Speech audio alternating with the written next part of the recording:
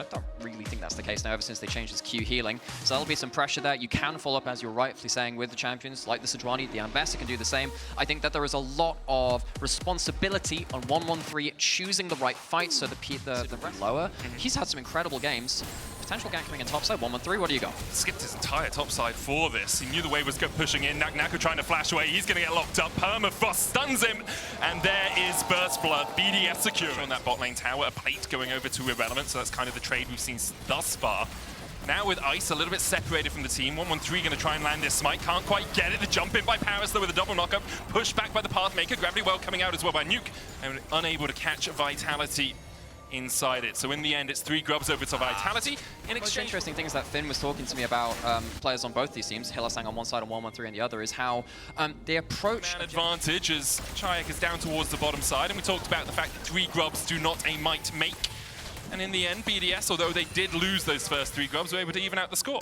Wants to make a play in the next few minutes and use that advantage. Hilly? They can. Hilly's going to use the oracles here, locked up with the Glacial Prison, and Hylissang's dead.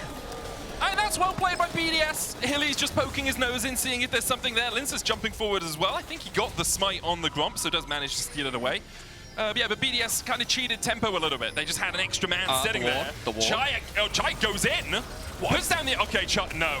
Oh, no, man. No. Chayak. He dashes forward. Permafrost's going to stun him up. 113 will take him out. Lince's tries to save the day, but... Yeah, the first one, Hilly was a little bit overeager. The second one, Chayak was way too greedy. What did he see on Fog of War there? He must have thought that was a one-person play and that maybe Linces could come back and join in, but that felt like it was very, very... Oh, this is nice, though. Linces stays around, knew that Nuke was backing in the bush. Well played by Linces. Nuke greedy is called off. 16 seconds on the Drake. Yeah, good ward coverage from Vitality, but the backs are coming at a really good time for BDS. Here comes Paris. Paris looks for Linces, will get him in the pit, but that quickness not really doing too much. The Permafrost though on Hilly, he goes back in with 100 HP, locks up Paris, who tries to dive away. The Emperor's Survivor will lock him up, and that's 2 kills already to BDS. Nako TP'd in, as has Irrelevant. Of course, and the soul that's on it, they are going to be starting to really rue that soul coming around the corner. It also gets them the feats of strength overall. It's really when you get around to 2 items that you start ignoring your lane opponent and you just show the fear of God to the other people on the Rift. Really, Lince having to flash out just before Herald. Hilly walks back in! Oh, Hilly has the flash here, but he's locked up, stunned up, flashes the wall, and there goes the Arcane Storm.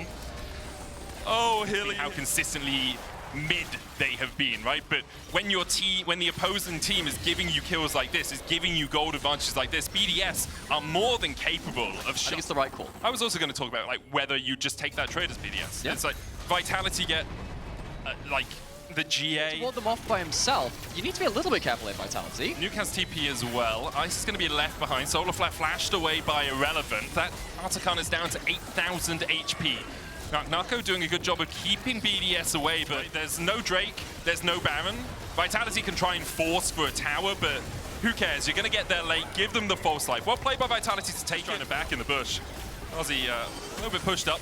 He can play a bit more aggressively, obviously, with the false life, but BDS do still have the gold advantage. Nako forced away.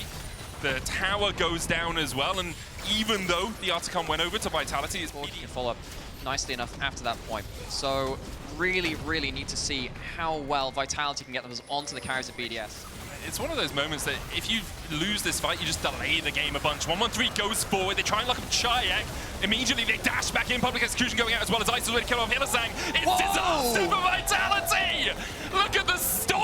Particularly care after this point, they'll get themselves the Baron on the top side, and that's going to make things very, very difficult for Vitality to hold the map right now. It's not good for Linces. 113 and Paris are waiting just around the corner. Linces has no flash, has the cease and desist, might just go on to Irrelevant here. But Paris is there for the follow-up. Permafrost, CC lands, and down goes the... Too organized, very disciplined, and their vision control has been enough. They can start breaking inner turrets as well. That's a hard job to do. I can't remember him flashing this game. I'm sure he has. Solar Flare just gets the tip of it. Zenith Bait going in as well, but Hylissang engages. It's like, you know he's round the corner, man. Paris goes in as well, lands the charm, is locked up with the cease and desist, but Linces pays for it with his life. Irrelevant diving onto the backline now as well, as Kazi is limping away from this. The all-out from Nako pulls Irrelevant over the wall, and Ice is dashing forward as well with the Valkyrie. Nako And he'll be the only one to stand while the rest of his team falls. BDS now knocking on the doors of the base. Vitality have not been able to shut down the carries of BDS. Nuke and Ice have had 3 team fights for the grand majority of the game,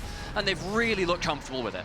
30-minute demolition, really, from BDS. They waited until they were at a powerful point of their composition. Vitality did give them a few extra money bags in the early game as Hylissang falls for the 6th time this game, but really not too much of a challenge, it seems, for BDS here in game 1. We'll see if Vitality can bounce back and make this a 3-game series, or if the way of the LEC will just continue and it will be another clean 2-0. BDS are going to go 1-0 up as Chayek falls once more, as does Limsus. They finally remembered to right-click on the Nexus, but hey, BDS, they took it slow and steady.